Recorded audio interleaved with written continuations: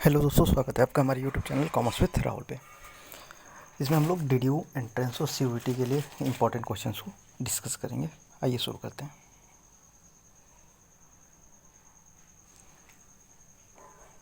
First question है हमारा, a company has, options है separate legal entity, perpetual existence, limited liability, all of the above. मतलब एक company के पास क्या क्या क्वालिटीज़ होती हैं। सेपरेट लीगल एंटिटी यानी कि वो अपने ओनर से सेपरेट होती है, अलग होती है, उसकी अलग पहचान होती है। परपेचुअल एग्जिस्टेंस, वो हमेशा एग्जिस्ट में रहेगी। ठीक है। लिमिटेड लायबिलिटी, उसकी लायबिलिटी लिमिटेड होती है। ऑल द अबव, तो आपको पता है कंपनी के अंदर ये चारों के चार तीनों के तीनों क्वालिटी होती है, इसलिए ऑल द अबव का ऑप्शन यहाँ पे करेक्ट होगा। नेक्स्ट क्वेश्चन पे आते हैं।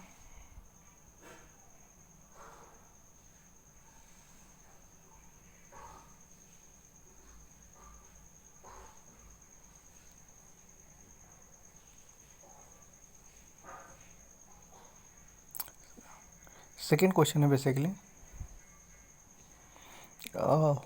Who who are the share holders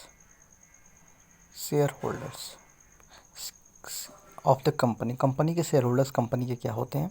options हैं आपके, customer of the company, owner of the company, creditors of the company, none of the above.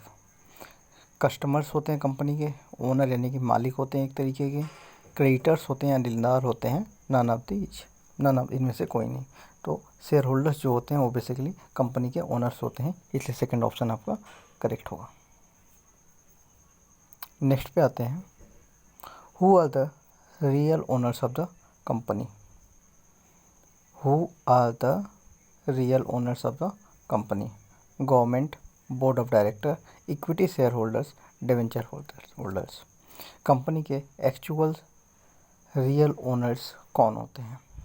Government यानी कि सरकार, बोर्ड ऑफ डायरेक्टर्स यानी जो कंपनी का संचालन करते हैं, इक्विटी शेयर होल्डर्स जो कंपनी के समताधारी होते हैं, या डिवेंचर होल्डर्स या ऋण पत्रधारी जो होते हैं। तो ऊपर वाले क्वेश्चन के जैसे ही पता होगा कि कंपनी के ओनर जो होते हैं वो इक्विटी शेयर होल्डर्स होते हैं। सी ऑप्शन यहाँ पे आपका करेक्ट होगा। नेक्स्ट पे आते हैं। नेक्स्ट क्वेश्चन है, a company is created by. Options हैं, a special act of the parliament, companies act, investors, members. ठीक है। कंपनी किसके द्वारा क्रिएट की जाती है, बनाई जाती है? ऑप्शन है special act of parliament, parliament में कोई स्पेशल एक्ट पारित करके बनाया जाता है। कंपनी एक्ट जो संचालन में है उसके द्वारा बनाया जाता है। इन्वेस्टर जो बेसिकली जो पैसे लगाते हैं, इन्वेस्ट करते हैं, उनके द्वारा बनाई जाती है। या मेंबर जो कंपनी को रन कराते हैं उनके द्वारा कंपनी क्रिएट की जाती है। तो कंपनी का क्रिएशन हमेशा कंपनीज एक्ट के अकॉर्डिंग ही होगा। ठीक है। Company is created by company act. ठीक है। करंट कंपनी एक्ट कौन सा है? 2013। इससे पहले कंपनी एक्ट कौन सा था? 1956। कोई भी ऑर्गेनाइजेशन यदि कंपनी एक्ट 2013 या इसके प्रीवियस कंपनी एक्ट 1956 में अगर रजिस्टर्ड है तो उसे कंपनी माना जाएगा। ये कंपनी की डेफिनेशन है। नेक्स्ट पे आते हैं। An artificial person created by law is called an artificial person created by law is called sole tradership, partnership firm, company, all of the above। यानी कि कोई भी एक आर्टिफिशियल पर्सन जो लॉ के द्वारा क्रिएट किया जाए, कानून के द्वारा बनाया जाए, उसे हम क्या कहेंगे? सोल ट्रेडरशिप यानी कि बेसिकली एकाकी व्यवसाय, पार्टनरशिप या साझेदारी, कंपनी, और ऑल द एबव। तो सोल प्रोप्राइटरशिप को आर्टिफिशियल पर्सन नहीं माना जाता, इसकी कोई भी सेपरेट लीगल एंटिटी नहीं होती है। पार्टनरशिप को भी एक आर्टिफिशियल पर्सन नहीं माना जाता, क्योंकि इसकी भी सेपरेट लीगल एंटिटी नहीं होती है। ये अपने ओनर से बिल्कुल भी अलग नहीं होते हैं, इसलिए ये दोनों ऑप्शन नहीं हो सकते हैं। कंपनी एक आर्टिफिशियल पर्सन होती है और अपने ओनर से सेपरेट होती है, इसलिए ये ऑप्शन आपका करेक्ट होगा। नेक्स्ट क्वेश्चन पे आते हैं। The liability of members in a company is, the liability of members in company is limited, unlimited, stable, fluctuating. किसी भी कंपनी में उसके मेंबर्स की लायबिलिटी कैसी होगी, लायबिलिटी के बारे में बेसिकली क्वेश्चन कर रहा है। ठीक है, तो कंपनी की लायबिलिटी लिमिटेड होती है, अनलिमिटेड होती है, स्टेबल होती है, फ्लक्चुएटिंग होती है। तो हमेशा याद रखिएगा, कंपनी में जो उसके मेंबर्स हैं उनकी लायबिलिटी हमेशा लिमिटेड होती है। यही खास बात है कंपनी की। नेक्स्ट पे आते हैं। Liability of a shareholder is limited to dash of the share allotted to him. Option हैं paid up value, called up value, face value, reserve price. Basically कह रहा है कि जो शेयर होल्डर्स होते हैं उनकी लायबिलिटी कहाँ तक लिमिटेड होती है, जितने शेयर्स उनको अलॉट किए जाएं। यहाँ पे ब्लैंक जगह है, इसको आपको फिल करनी है। शेयर्स की अगर जितनी पेड अप वैल्यू होती है उतनी इनकी लायबिलिटी होती है, जितनी कॉल्ड अप वैल्यू होती है उतनी लायबिलिटी होती है, जितनी फेस वैल्यू होती है उतनी लायबिलिटी होती है, या जितना रिजर्व प्राइस होता है उतनी लायबिलिटी होती है। तो शेयर होल्डर्स की लायबिलिटी शेयर्स के फेस वैल्यू से लिमिटेड होती है। जितनी उसकी फेस वैल्यू होगी उनकी लायबिलिटी केवल उतनी ही रहेगी। नेक्स्ट है maximum number of the members in a private company is. किसी भी प्राइवेट कंपनी में किसी मेंबर्स की मैक्सिमम संख्या कितनी हो सकती है, मैक्सिमम नंबर्स कितने हो सकते हैं? 7, 220, नो लिमिट। तो किसी भी कंपनी में किसी प्राइवेट कंपनी में मैक्सिमम नंबर्स 200 होते हैं, मैक्सिमम 200 पर्सन्स हो सकते हैं। और अगर मिनिमम की बात करें हम, तो मिनिमम यहाँ पे 2 हो सकते हैं, 2 होते हैं। वहीं अगर पब्लिक कंपनी है, चलिए उसके क्वेश्चन आगे आएंगे। नेक्स्ट क्वेश्चन है capital of a company is divided in unit which is called debenture, share, stock, bond. जो कंपनी की कैपिटल होती है वो उसकी यूनिट्स को हम लोग क्या नाम देते हैं?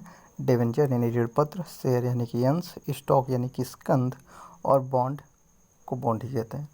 ठीक है, तो कंपनी के जो शेयर्स होते, कंपनी की जो कैपिटल होती है उसका जो स्मॉलेस्ट पोर्शन होता है, उसका स्मॉलेस्ट यूनिट जो होती है उसको हम लोग शेयर कहते हैं, इसलिए ये ऑप्शन आपका करेक्ट होगा।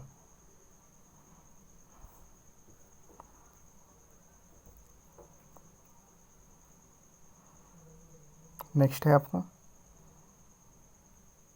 Share holder receive from the company. Share holder company से क्या रिसीव करते हैं? ऑप्शन है interest, commission, profit, dividend. Share holders को कंपनी से रिटर्न के रूप में क्या मिलता है? ऑप्शंस हैं इंटरेस्ट यानी कि ब्याज, कमीशन यानी कि कमीशन, प्रॉफिट यानी कि लाभ, डिविडेंड यानी कि लाभांश। तो यहाँ पे आपका करेक्ट ऑप्शन होगा डिविडेंड। उनको प्रॉफिट नहीं मिलता है, उनको डिविडेंड मिलता है, यानी कि लाभ का हिस्सा, जिसे हम लोग डिविडेंड या लाभांश कहते हैं, लाभांश। ठीक है, नेक्स्ट आते हैं।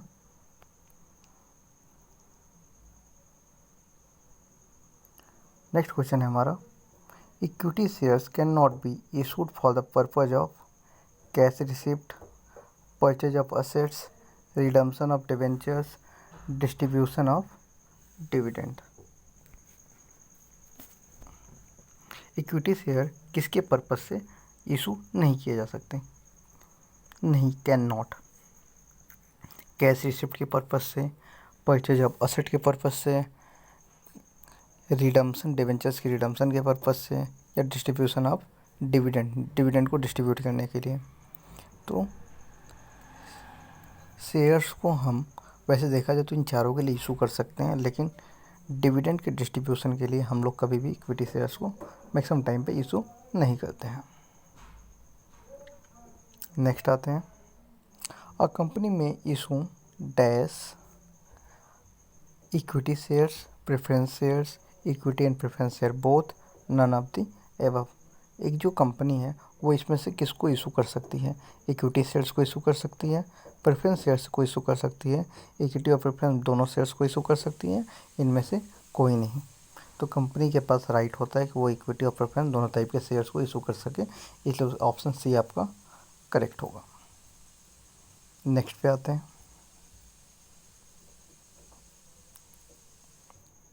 नेक्स्ट क्वेश्चन है हमारा, a company can not issue redeemable equity shares, redeemable preference shares, redeemable debentures, fully convertible debentures. ठीक है, इसमें से कंपनी किसको इशू नहीं कर सकती? कैन नॉट है। रिडीमेबल इक्विटी शेयर्स यानी कि शोधनीय समतांश, रिडीमेबल प्रेफरेंस शेयर्स शोधनीय पूर्वाधिकारी अंश, रिडीमेबल डिवेंचर शोधनीय ऋणपत्र, या फुली कन्वर्टेबल डिवेंचर या पूर्ण परिवर्तनीय ऋणपत्र। तो equity share, redeemable equity share नाम का कोई शेयर नहीं होता है, इसलिए कंपनी से इशू नहीं कर सकती। बाकी वो चाहे तो इन तीनों को इशू कर सकती है, इसलिए आपका ऑप्शन ए करेक्ट होगा। नेक्स्ट है हमारा, to whom dividend is given at a fix rate in a company. To whom dividend is given at a fix rate in a company, इनमें से किसे डिविडेंड फिक्स रेट पे दिया जाता है? ऑप्शंस हैं, to equity share holders, to preference share holders, to debenture holders, to promoters. ठीक है, इक्विटी शेयर होल्डर्स को, प्रेफरेंस शेयर होल्डर्स को, डिवेंचर होल्डर्स को, या फिर प्रमोटर्स को। प्रमोटर्स को केवल फिक्स रेट से कंपनी जो प्रेफरेंस शेयर्स होते हैं, प्रेफरेंस शेयर्स होल्डर्स को केवल कंपनी फिक्स रेट से डिविडेंड प्रोवाइड करती है, इसलिए यहाँ पे बी ऑप्शन करेक्ट होगा। इक्विटी शेयर होल्डर्स को फिक्स रेट नहीं होता कोई भी डिविडेंड का, तो इसलिए ऑप्शन गलत होगा। और डिवेंचर होल्डर्स को यहाँ पे इंटरेस्ट दिया जाता है। ठीक है, इसलिए ये भी ऑप्शन नहीं हो सकता। और प्रमोटर्स को बेसिकली हम इक्विटी शेयर ही देते हैं, तो यहाँ पे वो ऑप्शन नहीं बनता है। नेक्स्ट क्वेश्चन पे आते हैं, प्रेफरेंस शेयर होल्डर्स के पास क्या क्या ऑप्शंस होते हैं, क्या राइट्स होते हैं? ऑप्शन है, preferential right as to dividend only, preferential right in the management, preferential right to repayment of capital at the time of liquidation of the company, और लास्ट ऑप्शन है आपका preferential right as to dividend. ठीक है,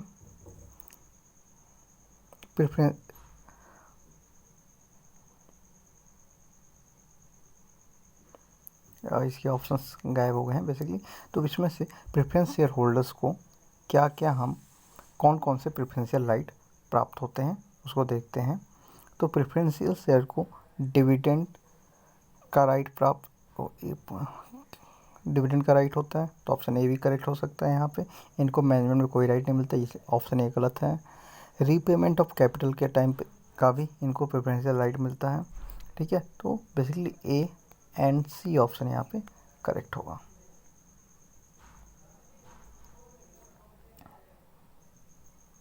next question देखते हैं, the share on which there is no any pre fix rate of dividend is decided, but the rate of dividend can fluctuate every year according to the availability of profit. Such shares are called।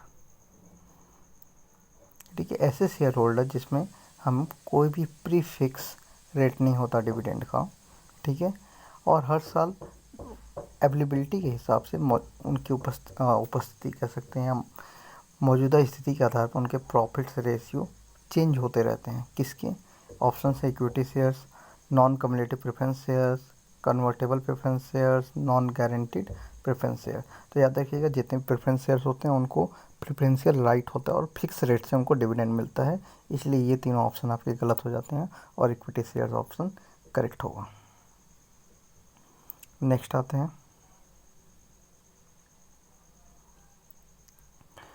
Preference share in case of the holders of these have right to convert their preference share into equity share at the option according to the terms of issue such as shares are called. ठीक है, preference share जिसके holders के पास कुछ special right होते हैं अपने shares को convert करने का, अपने प्रेफरेंस शेयर्स को कन्वर्ट करने का, किसमें, इक्विटी शेयर्स में। ठीक है, उन प्रेफरेंस शेयर होल्डर्स को हम क्या नाम देते हैं? ऑप्शन है cumulative preference shares, non cumulative preference share, convertible preference shares और नॉन कन्वर्टेबल प्रेफरेंस शेयर। तो उनके पास स्पेशल राइट होता है कन्वर्ट करने का, इसलिए इनको हम लोग कन्वर्टेबल प्रेफरेंस शेयर्स कहते हैं। नेक्स्ट क्वेश्चन पे आते हैं।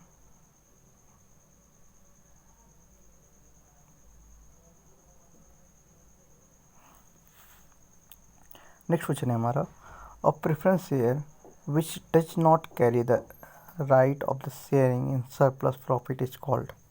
A preference share which does not carry the right of sharing the surplus profit is called non-cumulative preference shares, non-participating preference shares, irredeemable preference share, non-convertible preference share। ठीक है, उन preference share पास जिनके पास ये right नहीं होता, does not carry the right of sharing surplus profit is called. ठीक है, ऐसे को हम लोग नॉन पार्टिसिपेटिंग, ठीक है, नॉन पार्टिसिपेटिंग प्रेफरेंस शेयर्स कहते हैं। और लास्ट क्वेश्चन है हमारा, which shareholder have right to receive the arrears of dividend from future profit. इसमें से किस शेयर होल्डर के पास ये राइट होता है कि वो एरियर डिविडेंड को फ्यूचर प्रॉफिट में ऐड करके ले सकें? ऑप्शन से redeemable preference share, participating preference share, cumulative preference share, non cumulative preference share. वो प्रेफरेंस शेयर जिनका रिडम्पशन किया जाता है, या वो प्रेफरेंस शेयर जो कि प्रॉफिट्स में पार्ट लेते हैं। ठीक है, वो प्रेफरेंस शेयर जिनकी प्रॉफिट्स ऐड होकर निकलती है या जिनकी प्रॉफिट ऐड नहीं होती है। तो यहाँ पे साफ लिखा है right to receive the arrear, तो ये आपका यहाँ पे सी ऑप्शन करेक्ट होगा। वीडियो पसंद आए तो उसको लाइक, शेयर एंड सब्सक्राइब जरूर।